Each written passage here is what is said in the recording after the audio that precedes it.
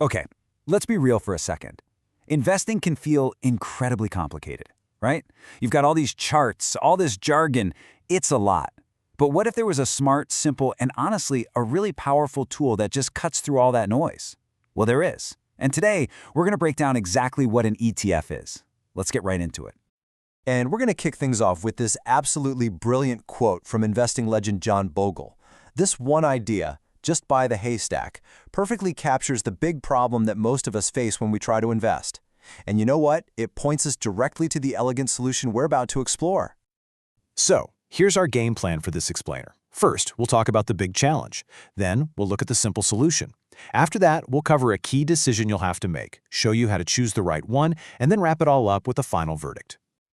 So, let's start at the beginning, shall we? Section 1, the great challenge. Why does traditional investing feel so darn difficult for so many people? You know the feeling. The idea of sifting through thousands of companies, trying to read financial reports, and then predicting which one is going to be the next big winner. That's the whole needle in the haystack problem Bogle was talking about. It takes a ton of time, it's super stressful, and let's be honest, it is incredibly risky. So, if that's the problem, what's the simple, powerful solution? Well, let's jump right into Section 2 and meet our new best friend, the ETF. Okay, so what in the world is an ETF, or an exchange-traded fund? Basically, it's a giant basket that holds hundreds, sometimes even thousands of different stocks. It's designed to automatically track a market index, something like the S&P 500. So instead of buying one single company, you're buying a tiny piece of the entire market all wrapped up in one share that you can buy and sell just like a regular stock. This shopping cart analogy is just perfect. Seriously, forget walking down every aisle trying to pick out every single item yourself. An ETF is like grabbing a pre-filled shopping cart that already has a perfect mix of everything you need. It's diversification, but instantly. And what's actually in that cart? Well, get this. If you buy just one share of a global ETF, like one that tracks the MSCI World Index, you instantly own a tiny little piece of about 1,500 of the world's biggest companies. We're talking Apple and Microsoft in the US, Nestle over in Switzerland, LVMH in France, and Toyota in Japan, the whole shebang, all from one simple purchase. Now, a real quick note for the purists out there, because you might see these other terms, ETF is just one type of ETP, which stands for exchange-traded product. You've also got ETCs for things like gold, and ETNs, which are a bit different. They're more like a loan to a bank and come with more risk. So for today, we're focused on the classic ETF, the most common one, the one that actually holds the real stocks it's supposed to track. Okay, so you're sold on the idea of buying the haystack. Awesome. But there's one important choice you've got to make first. Let's move to Section 3 and talk about how ETFs handle the profits that companies pay out to their shareholders, dividends. You basically got two flavors here. A distributing ETF pays those dividends directly out to you as cash. And yeah, it feels great to see that money hit your account, but it gets taxed right away.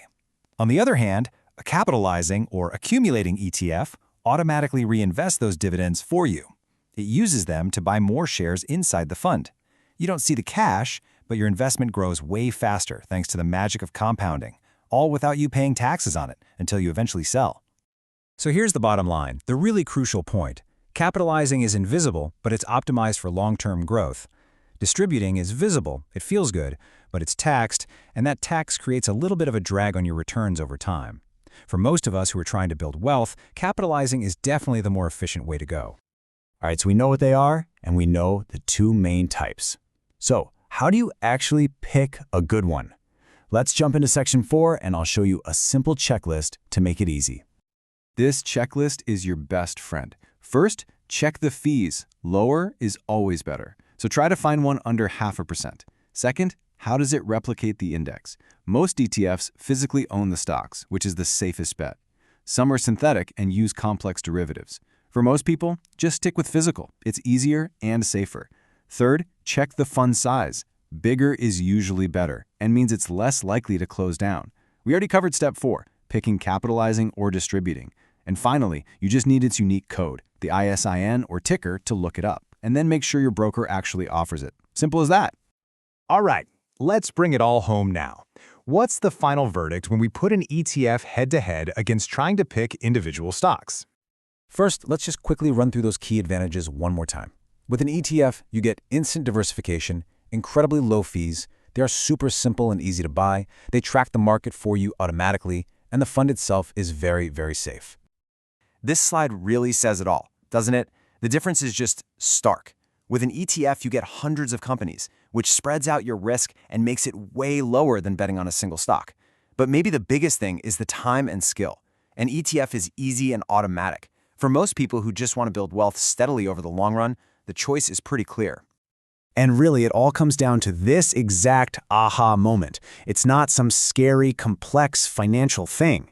As Sandra realizes here, an ETF is just a simple basket that already has everything you need. Your only job is to make sure that basket is cheap and to choose the one that puts everything it earns right back into growing the basket. It really is that easy.